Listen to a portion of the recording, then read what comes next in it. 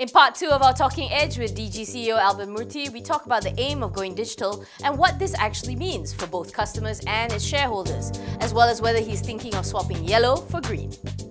What if I'm a Digi customer? Will 2018 look like?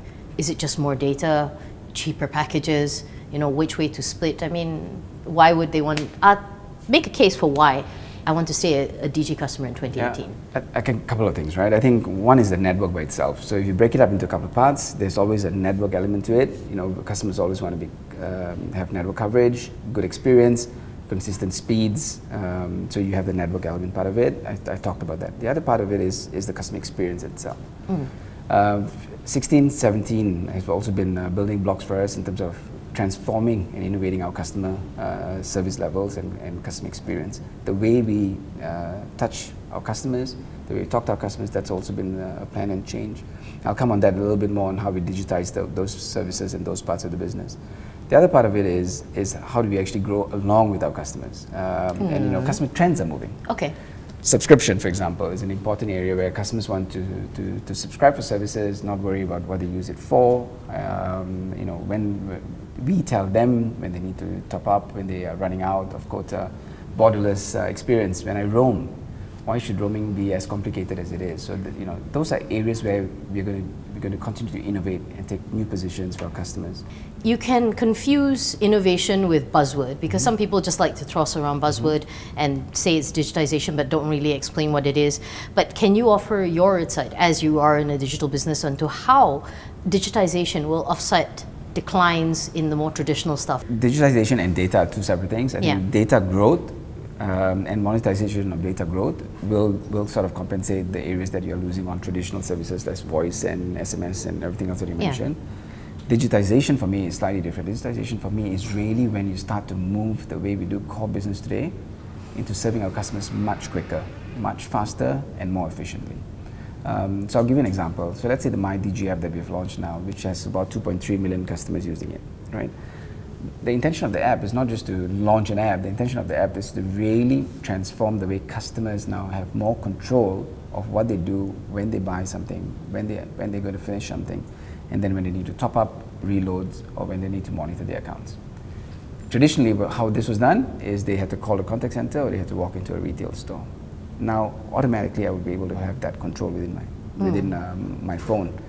But it doesn't stop there. It then comes with elements of rewards, loyalty, and really the connectivity with us and the customer is actually much more integrated. So why did you feel that when you launched this app, it cannot just be a straight touch to the customer? Why did you feel the need to add the rewards, the special deals? I mean, did research show you that that's the best way to make them pick it up or retain? If you think about just the business, you have almost 12 million customers using your service. And I think you have a large audience there that while they use it as a service, you need to find a way to make sure that it becomes an application that actually they use and they actually move into a digital space. And there are a few ways of doing it. One is you incentivize them to use it. The other way is you actually make it a sticky app for them to want to use it.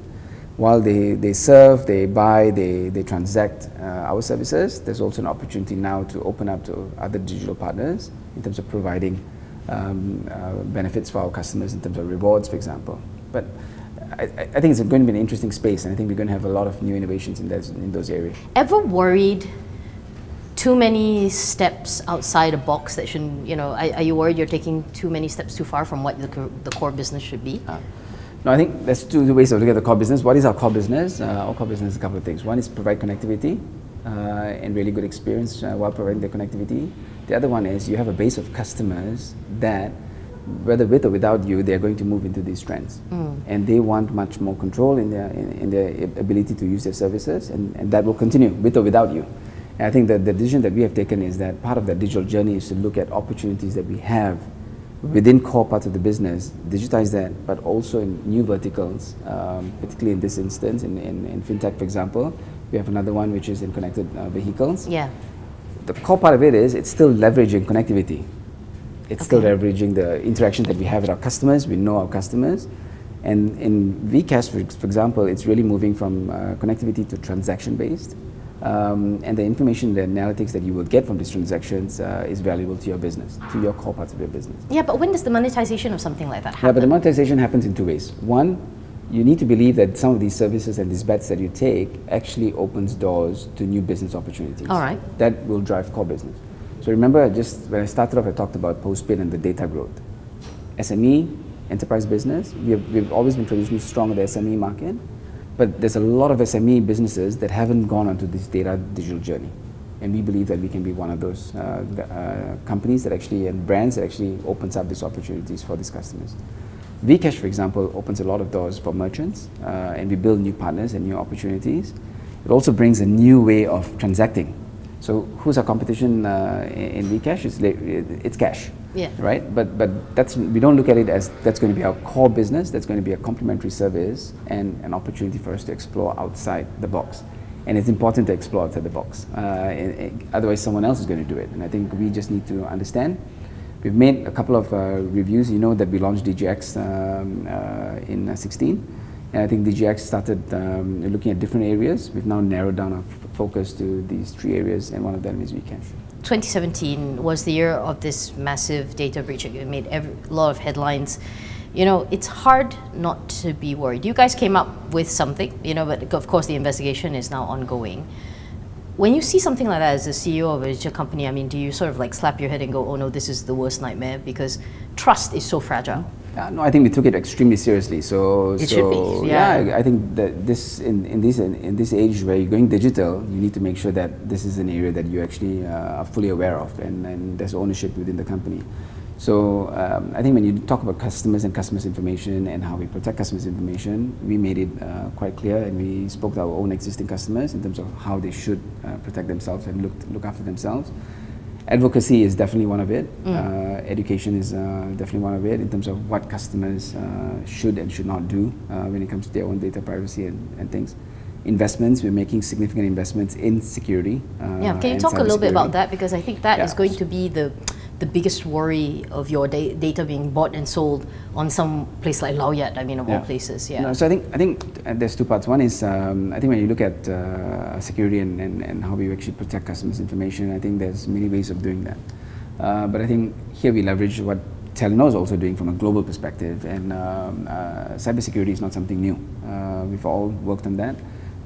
We take that very seriously, and we actually make sure that we have the right capabilities, both technically and also from a customer service point of view, to make sure that we are able to advise our customers what to do. And I'm actually happy to see that the way we treat this is making sure that we protect our customer information all the time. Of course, an old colleague of yours wanted to announce he's leaving. His contract in Maxis is up in March. I'm sure you've gotten this question before. Your contract's up in April. Any chance of moving? No, I don't think my contract is up, but I have focus on Digi, and I think I'm enjoying myself in Digi, and my focus is to take Digi to the 2018 plans that we have. The last time I interviewed you was when you first took over. That was 3 years ago. And my question for you is that, what's been the proudest moment? Actually, I've had lots of proud moments, and I think it comes back to one item, which is the people in the company. And I think the proud moments that I really enjoy in this company is when I see some teams or individuals at various levels just taking that empowerment that's been given to them and just making fantastic things out of it, particularly for our customers, but really just the innovative spirit and the passion of the company for people is amazing. All right. Those are the best.